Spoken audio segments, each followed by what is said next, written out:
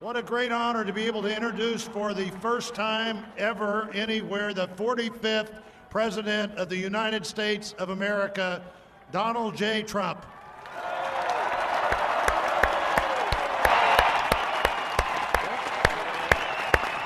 Did I get that one right?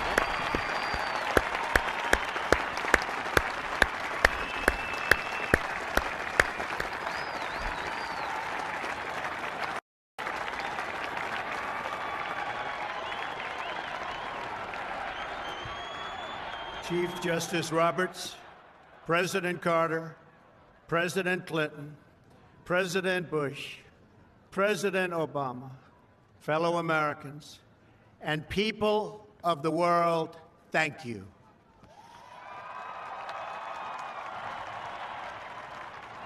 We, the citizens of America, are now joined in a great national effort to rebuild our country and restore its promise for all of our people. Together, we will determine the course of America and the world for many, many years to come. We will face challenges. We will confront hardships, but we will get the job done. Every 4 years, we gather on these steps to carry out the orderly and peaceful transfer of power. And we are grateful to President Obama and First Lady Michelle Obama for their gracious aid throughout this transition. They have been magnificent. Thank you.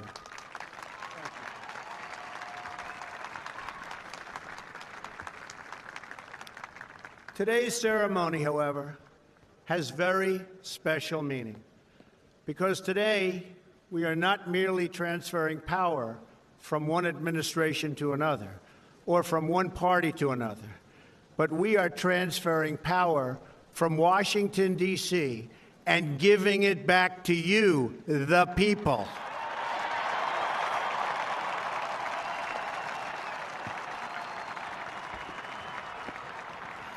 For too long, a small group in our nation's capital has reaped the rewards of government while the people have borne the cost. Washington flourished, but the people did not share in its wealth. Politicians prospered, but the jobs left and the factories closed.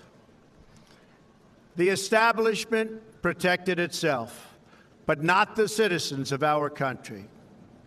Their victories have not been your victories. Their triumphs have not been your triumphs. And while they celebrated in our nation's capital, there was little to celebrate for struggling families all across our land.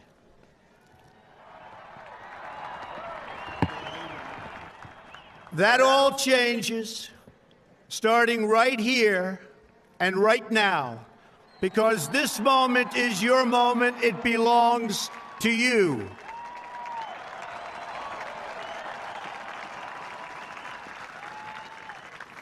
It belongs to everyone gathered here today and everyone watching all across America. This is your day. This is your celebration. And this, the United States of America, is your country.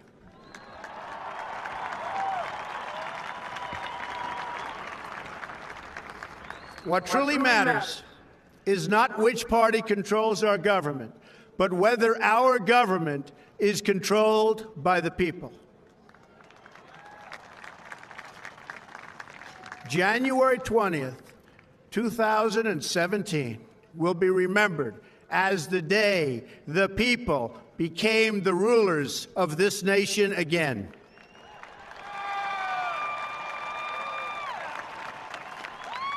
The forgotten men and women of our country will be forgotten no longer. Everyone is listening to you now. You came by the tens of millions to become part of a historic movement, the likes of which the world has never seen before. At the center of this movement is a crucial conviction that a nation exists to serve its citizens. Americans want great schools for their children, safe neighborhoods for their families, and good jobs for themselves. These are just and reasonable demands of righteous people and a righteous public. But for too many of our citizens, a different reality exists. Mothers and children trapped in poverty in our inner cities, rusted out factories scattered like tombstones across the landscape of our nation, an education system flush with cash, but which leaves our young and beautiful students deprived of all knowledge. And the crime, and the gangs, and the drugs that have stolen too many lives and robbed our country of so much unrealized potential. This American carnage stops right here and stops right now.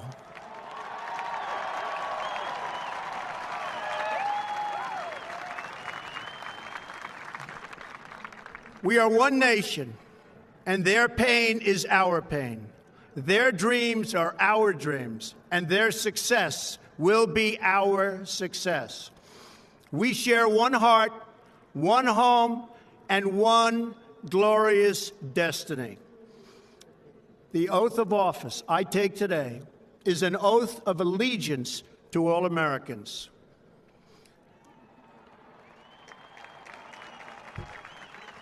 For many decades, we've enriched foreign industry at the expense of American industry, subsidized the armies of other countries while allowing for the very sad depletion of our military.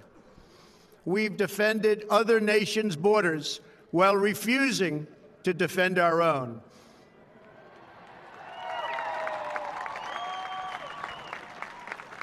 And spent trillions and trillions of dollars overseas while America's infrastructure has fallen into disrepair and decay.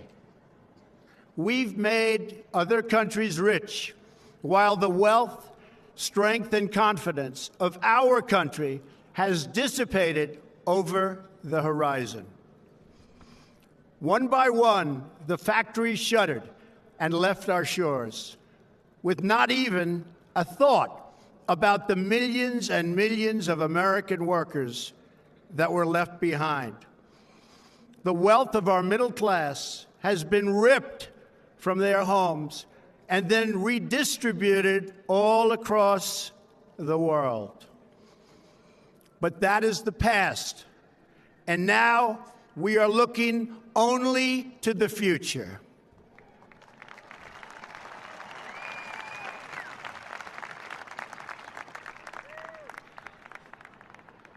We assembled here today are issuing a new decree to be heard in every city, in every foreign capital, and in every hall of power.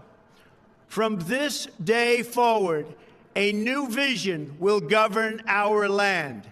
From this day forward, it's going to be only America first. America first.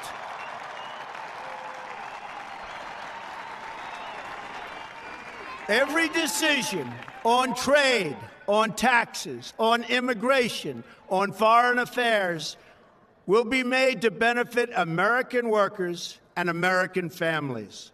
We must protect our borders from the ravages of other countries, making our products, stealing our companies, and destroying our jobs.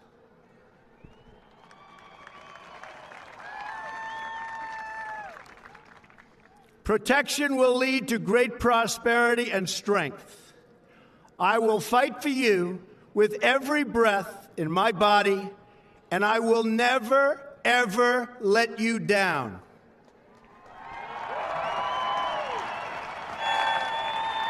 America will start winning again, winning like never before. We will bring back our jobs. We will bring back our borders. We will bring back our wealth. And we will bring back our dreams.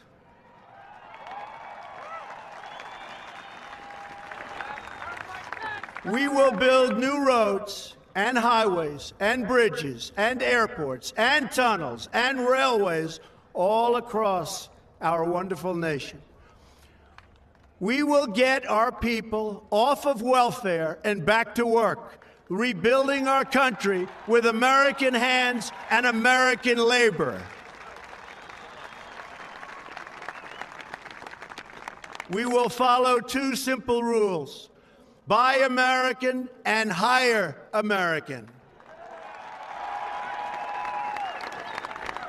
We will seek friendship and goodwill with the nations of the world, but we do so with the understanding that it is the right of all nations to put their own interests first. We do not seek to impose our way of life on anyone, but rather to let it shine as an example. We will shine for everyone to follow.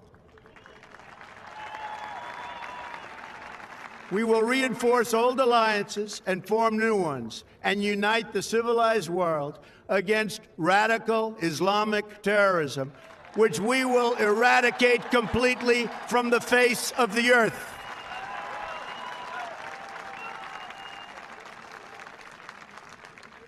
At the bedrock of our politics will be a total allegiance to the United States of America. And through our loyalty to our country, we will rediscover our loyalty to each other. When you open your heart to patriotism, there is no room for prejudice.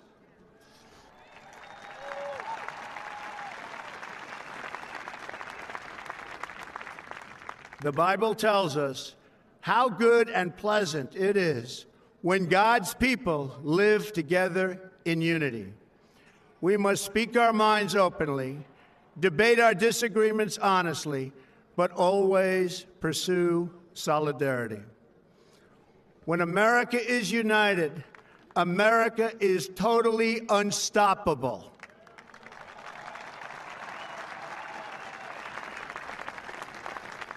There should be no fear. We are protected, and we will always be protected. We will be protected by the great men and women of our military and law enforcement. And most importantly, we will be protected by God.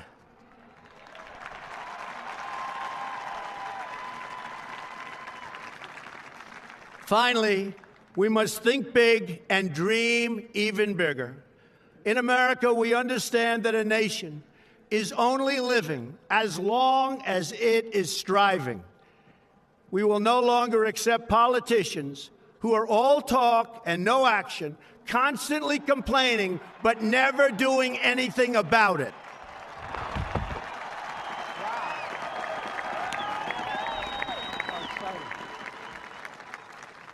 The time for empty talk is over. Now arrives the hour of action.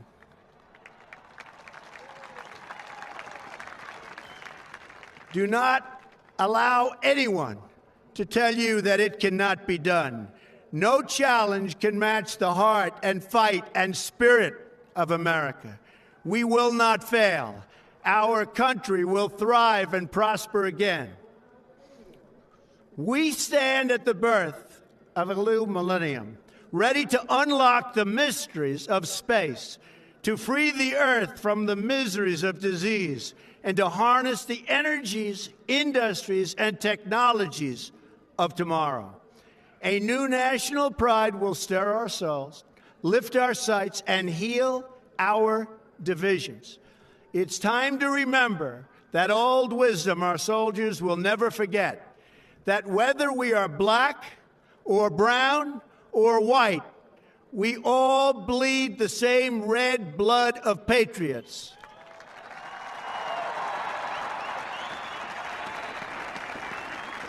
We all enjoy the same glorious freedoms and we all salute the same great American flag.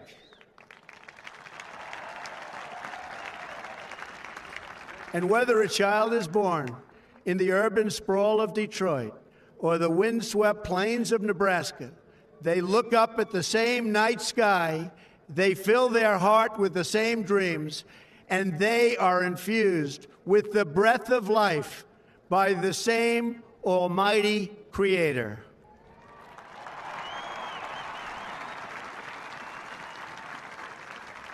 So to all Americans in every city, near and far, small and large, from mountain to mountain, from ocean to ocean, hear these words: you will never be ignored again. Your voice, your hopes, and your dreams will define our American destiny. And your courage and goodness and love will forever guide us along the way.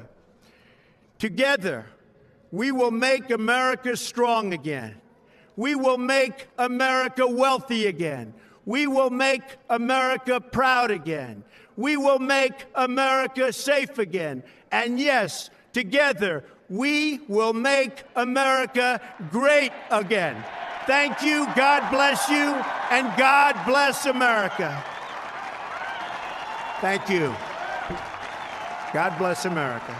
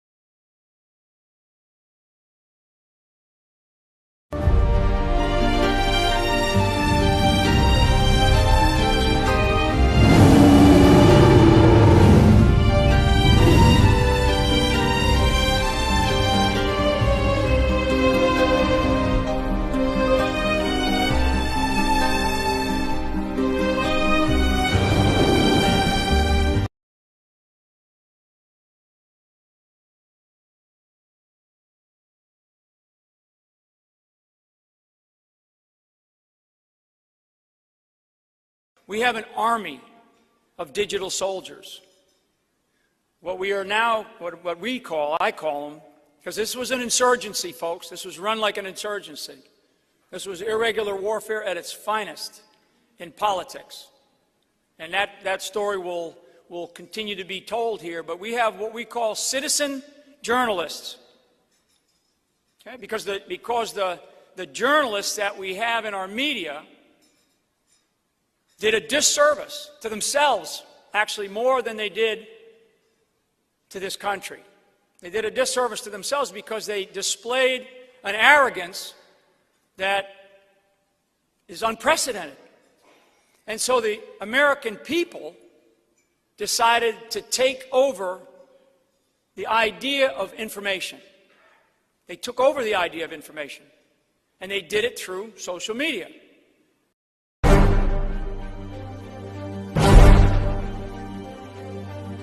I stand with you as a citizen, a veteran, a patriot, but more important, as an American.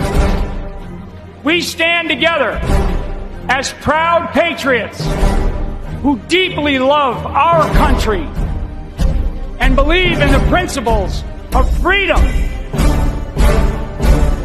America should not fear our enemies. We should clearly define our enemies, face them head on, and then defeat those that seek to threaten our country. We have an army of digital soldiers. I'm here tonight as a determined American who loves our country. And my message to you is very clear. Wake up, America.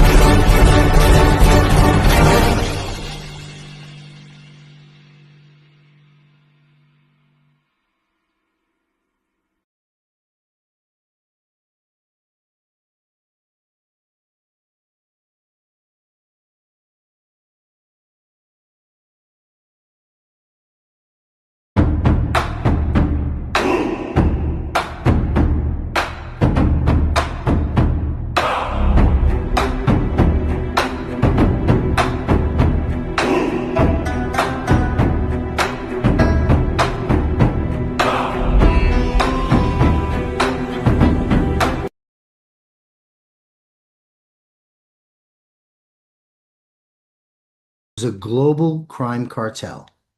Obama's DOJ covered it up, McCabe blocked the FBI, and White Hats just dropped the proof that will bring the whole damn house down. The trap is sprung, the timeline is exposed now, and the criminals are cornered. Declassified files prove treason by the Obama administration, the FBI, the DOJ, and the global elite's deep state machine. Hillary Clinton ran a criminal empire disguised as a charity, pulling in billions from foreign enemies, oligarchs, defense contractors, and globalist cabals. FBI field agents were closing in, but Obama's DOJ ordered it all shut down. Andrew McCabe gave the kill order. No subpoenas, no informants, no evidence. Deputy Attorney General Sally Yates sent the email, quote, shut it down. Not pause, not delay, shut it down. This was never justice. It was a firewall for the cabal. White Hats documented every move, every cover-up, every act of treason. They captured the emails. They intercepted the calls. They archived the evidence. And they waited for the right moment. President Trump's return to power unleashed devolution-era intelligence. Files buried under Obama and Biden are exploding into the open. Arrests are already happening behind the scenes. Military oversight has reactivated the Clinton probe. This is no longer DOJ corruption. This is national security. The Clinton Foundation was never a charity. It was a laundering hub for global elites. They funneled bribes, paid off the media, fueled regime change wars, and ran trafficking pipelines. Obama's DOJ blocked subpoenas. Biden's campaign coordinated with foreign intel. CIA assets silenced the press. The UN and the World Health Organization shielded their crimes. It all collapsed once the white hats flipped the system. Remember, President Trump's words, quote, "They're not after me, they're after you, and I'm just in the way." They tried to buy him, they couldn't. They tried to destroy him and failed. Now tribunals are coming. Treason, sedition, crimes against humanity, financial fraud, election interference, public tribunals will shake the rafters of this world. Nothing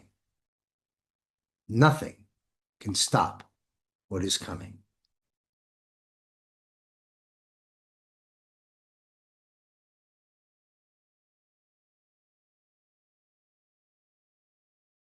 I'm gonna pull the whole thing down. I'm gonna bring the whole fucking diseased, corrupt temple down on your head. It's gonna be biblical.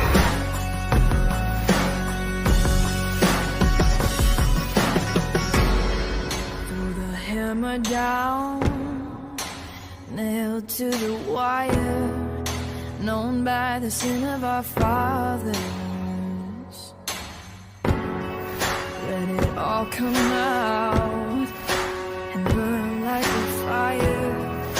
We'll shout a little bit louder, 'cause the night still has 1,000 nights. And when the truth is brought to light, you and I will be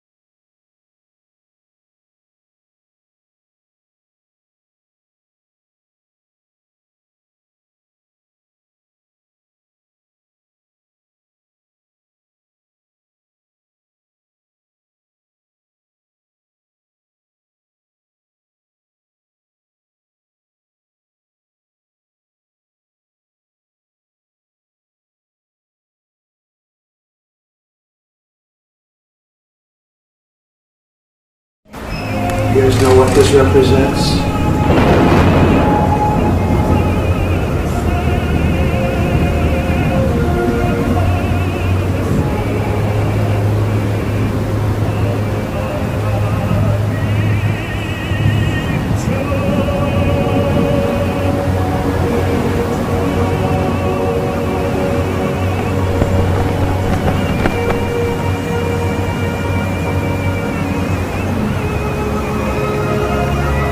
What storm, Mr. President? You'll find out.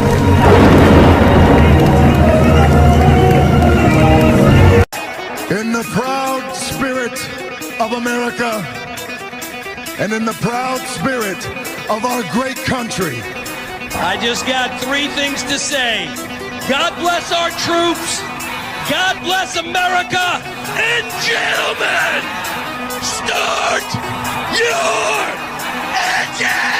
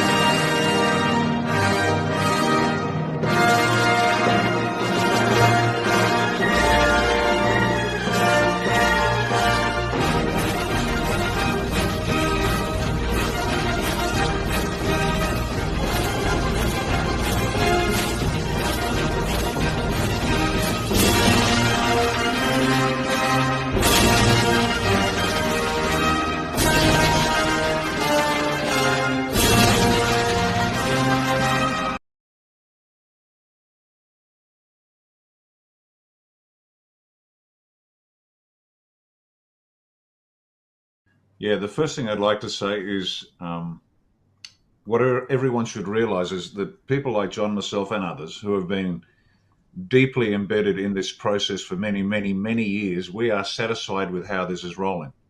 Not because we're delusional. Neither of us is prone to that sort of thing. You don't get to be a special ops colonel if you're prone to delusion. It's hard facts, and that's what we and people like me around the world have been diving into quite deeply. So just to set the scene, there's a huge safety net sitting underneath you for all the people that are just coming into this journey. There is a large safety net, and we're more than happy. Now, having said that, excuse me, I want you to imagine on a personal level, on a deeply personal level, a major betrayal, like a spouse or a business partner. You've worked together, you've trusted each other, you like each other, you know each other. And then you find out you've been betrayed. Now, most of us have been on either side of that event in our lives. Most of us on both sides. We've been betrayed and we have betrayed. But bring it down to a deeply personal level. It hurts. It deeply wounds. It actually wounds the psychology of the individual. It's the basis of post-traumatic stress, whether it's post-traumatic stress as experienced by, say, soldiers, or post-traumatic stress as experienced by a moral wound. It's identical. The process is identical. The physiological impact on the brain is identical. It's not a matter of, toughen up, princess, and get on with it. No. It doesn't work that way. Now, that moral wound on a personal level, once you've been betrayed by a spouse or a business partner or some close friend, intimate, someone for whom you would give everything, that wound it persists, and it takes a long time to heal. That betrayal, the expectation of something that was promised was never going to be delivered. Now, on a personal level, that's incredibly, excruciatingly painful. Now, imagine the entire world in that same situation simultaneously, and that's where we are. We have been betrayed, we have been lied to, we have been deceived. Real sacrifices have been made by countless men and women and children around the planet for centuries, fighting and dying and believing in something that we have recently, and by recently I mean the last few decades, began to understand was a lie. Everything that we thought was real, everything that we thought was important, everything that we were taught to believe in is a lie. Now, not the idea of it. I'm not talking about the nature of the creator. I'm talking about life on Earth. And so when you have an entire population of a planet, 7 billion people, all about to be told that, well, you know what? Judaism isn't what it was cracked up to be. Neither is Hinduism. Neither is Christianity. Neither is Buddhism. The political processes, the right, the left, the center, the fascists, the communists, the socialists. Your sexuality, male, female, children, the people you believe, the people you invested in, and find out it's been one long deception, a great lie. We've been used as cattle and sheep, cattle to be milked, sheep to be shorn, and then disposed of when we are no longer useful. Slaves to earn on behalf of those that would control us. Now, these are concepts that are just beyond the ken. You've got to be crazy to believe that this is true. And yet the evidence over many, many, many decades has shown us exactly that. The evidence is there if you wish to see it. We've been subject to the worst global deception imaginable. Now, imagine again that pain on an individual level multiplied by 7 billion and trying to move an entire planet from where it thought it was to where it actually needs to be. Now, this isn't going to take place, and nobody ever thought it would. This is not going to happen in a few weeks, days, months, or even years. This is decades in the movement. The analogy I like to use is this: when the Hebrews were released from slavery from Egypt, they wandered the desert, supposedly, for 40 years. Now, is that true? I don't know, and I don't much care. It doesn't matter. But what it does demonstrate is, why did they have to take so long to get to the promised land? Because it was important that those that understood and lived under slavery never wanted to go back. They had no experience of it, and they would never allow themselves to be submitted to that again. So the process of healing the planet. And we are talking a planetary healing in a real sense. This is going to take decades and decades. And so what the good people who have identified what was wrong and then chose to act to redress that wrong, many, many years ago, it's called the Q, it's called white hats, it's called many, many people. But they've been working very slowly to define the scope of the problem, define the enemy, penetrate their organizations. And you can imagine the difficulty in penetrating a global conspiracy. Many good men and women had to do many bad things to establish their bona fides with the criminals so they could penetrate and then understand the scope and scale of the problem. They tried under Reagan. They thought that they could do it with Reagan, but it was too early. And he found out with an assassin's bullet to behave himself. So they had to wait and buy more time, more decades.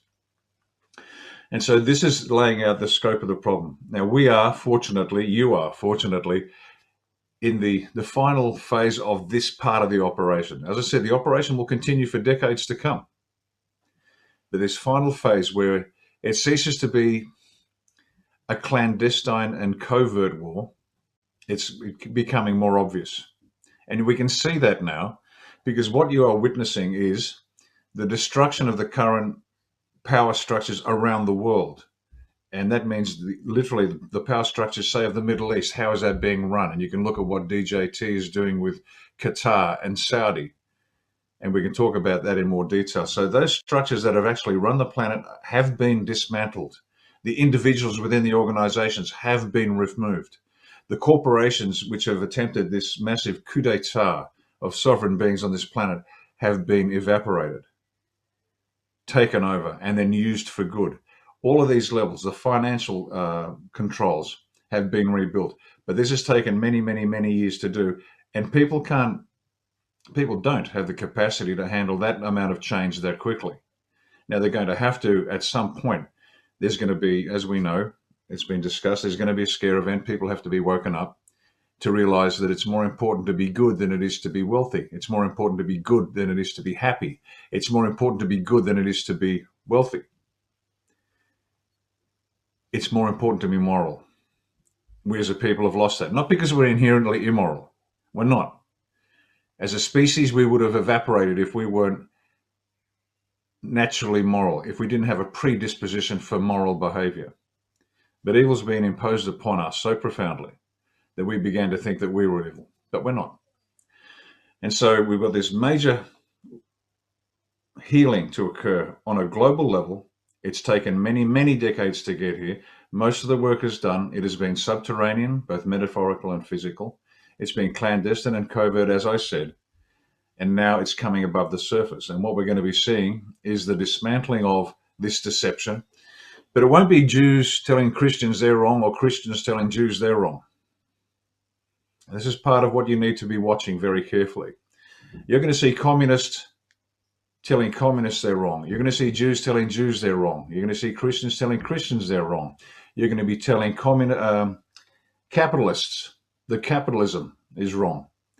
Those who have promoted the lie have to be the ones that dismantle the lie. You're going to see the same media heads that lied to you for decades now telling you exactly the opposite story. Case in point, Bill Gates all of a sudden saying, well, guess what? Global warming is not a big deal, so don't worry about it too much, which is just remarkable.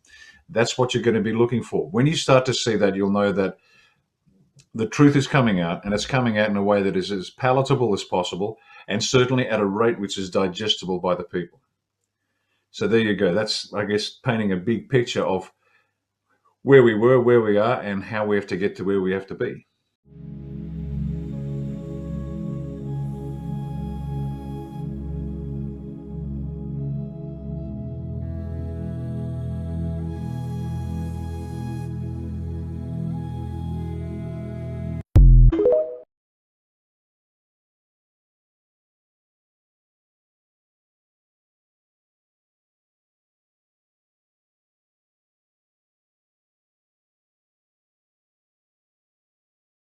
You just have to flood a country's public square with enough raw sewage.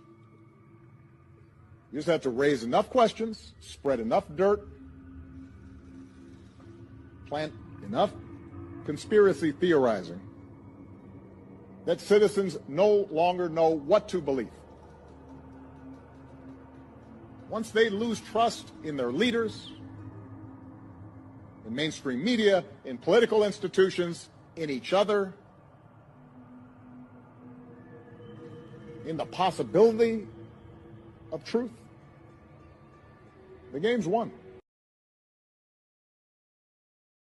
You keep voting for these bastards that actually don't have pride in our country and our Australian flag, then be prepared to get what we're going to get. And we've seen it now with the division that is happening, the hatred that we see on the streets, the escalating crime, and that's only going to escalate even further unless we take a stand on this and make sure you know who you vote for next time. And if you look at what's happening in England, Birmingham, 30% of Muslims there, and they're taking over the councils. You've got, Sharia law courts. They're losing their identity, their culture in England, and the same damn thing is going to happen here.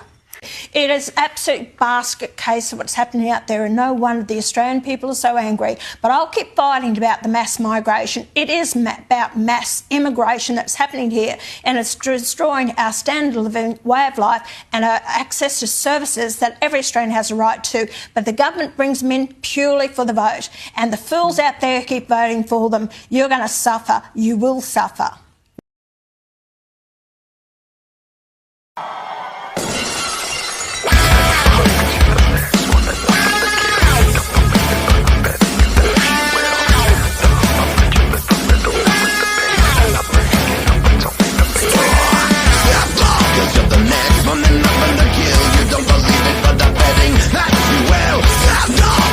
This morning I just woke up and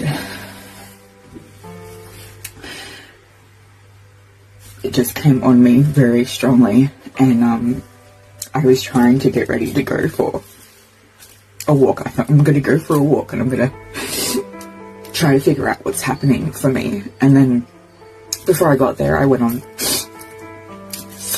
something anyway. I got this verse and I'm going to read it to you because I think that it will shed some light on some things for some people, I think. Okay. So I've managed to compose myself, and now I'm going to read what I had read this morning that upset me to that extent. So here it is. We will keep their lives short and their minds weak while pretending to do the opposite. We will use our knowledge of science and technology in subtle ways so that they never see what is happening. We will use soft metals, aging accelerators and sedatives in food and water as well as in the air. They will be covered in poisons wherever they turn. The soft metals will make them lose their minds. We will promise to find a cure from our many funds, and yet we will give them more poison. Chemical poisons will be absorbed through the skin of idiots who believe that certain hygiene and beauty products presented by great actors and musicians will be eternal youth to their faces and bodies, and through their thirsty and hungry mouths we will destroy their minds and systems of internal organs, reproduction. However, their children will be born as disabled and deformed, and we will hide this information. The poisons will be hidden in everything around them, in what they drink, eat, breathe, and wear. We have to be ingenious in distributing the poisons because they can see far. We'll teach them that poisons are good, with funny pictures and musical tones on TV. Those who are looking for them will be helpful. We will enroll them to push our poisons. They will see that our products are used in film and they will get used to them, and they will never know their true effect. When they give birth, we will inject poisons into the blood of their children and convince them that we are helping them. We will start earlier when their minds are young, and we will target their children with what children love most, sweet things. When their teeth decay, we will fill them with metals that kill their minds and steal their future. And when their ability to learn has been affected, we will create more drugs that will make them sicker and cause them other illnesses, for which we will create even more drugs. We will make them docile and weak before us by our power. They will grow depressed, slow, and obese.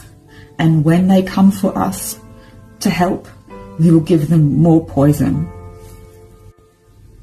We will focus our attention on money and material goods so they never connect with their inner self. We will distract them with fornication, external pleasures, so that they are never one with the unity of all.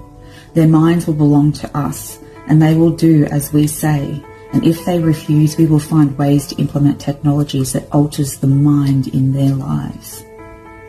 We will use fear as a weapon. We will establish their governments and we will establish opposition within them. We will own both sides. We will always hide our goal, but we will continue our plan. They will do the work for us and we will prosper from their toil. Our families will never mix with theirs, and our blood, it must be pure because it is. We will make them kill each other when they oppose us. We will keep them separate from unity through dogma and religion, and we will control all aspects of their lives and tell them what to think and how. We will guide them kindly and let them believe that they are guiding themselves. We will instigate animosity among them through our factions. When a light shines among them, we will extinguish it by mockery or death, whichever suits us. We will make them tear their hearts apart and kill their own children. We will accomplish this using hatred as our ally, anger as our friend. Hatred will completely blind them, and they will never see that in their conflicts we will be their leaders. They will be killing each other. They will bathe in their own blood and kill their neighbours as long as we see that they are against us. We will benefit greatly from this, for they will not see us, for they cannot see us. We will continue to prosper from their wars and their deaths. We will repeat this until our ultimate goal is achieved. We will continue to make them live in fear and anger, and we will give them images and sounds. We will use all tools we have to achieve this. The tools will be provided by their work, and we will make them hate themselves and their neighbours. We will always hide the divine truth from them, that we are all one. That he must never know. They must never know that colour is an illusion. They must always believe that they are not equal. And drop by drop by drop by drop, we will advance our goal. We will take over their lands and resources and wealth to exercise control over them. We will trick them into accepting laws that will steal the little freedom they have. We will set up money systems that will shut them down forever, keeping them and their children at debt. When we band them together, we will accuse them of murder and present a different story to the world because we own all media. We will use this media to control the flow of information and their feelings in our favour. When they rise up against us, we will crush them like insects because they are less than that. They will be helpless to do anything about it.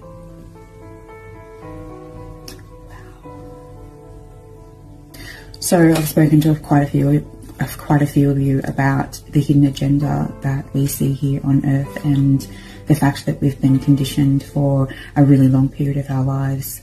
I'm only just coming into this knowledge, and honestly, as you can see, I'm overwhelmed by just the depravity of it.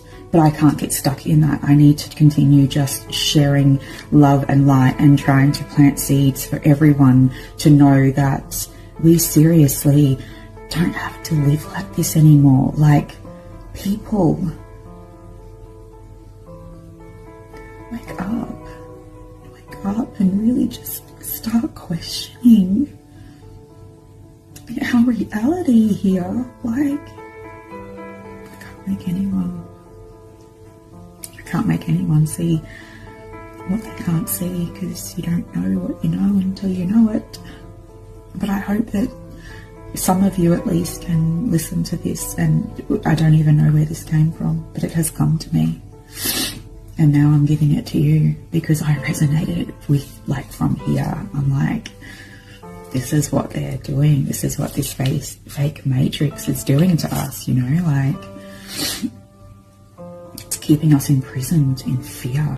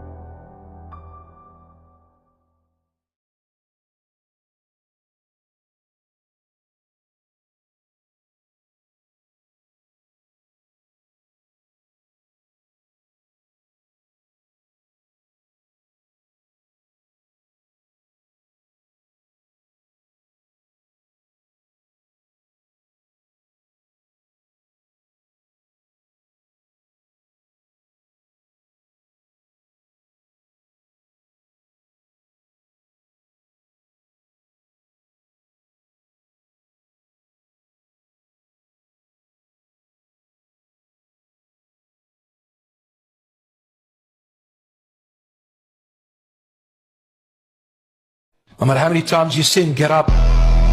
Come back to the Lord. And no matter how many times you fall, get up. You have Christ. No matter how many times you sin, get up and come running to Christ. No matter how many times you deny Him, no matter how many times you fail Him and you feel miserable, disappointed, get up and run to Christ, because He's waiting to save you. Nothing can stop what is coming. Prepare for unconventional warfare.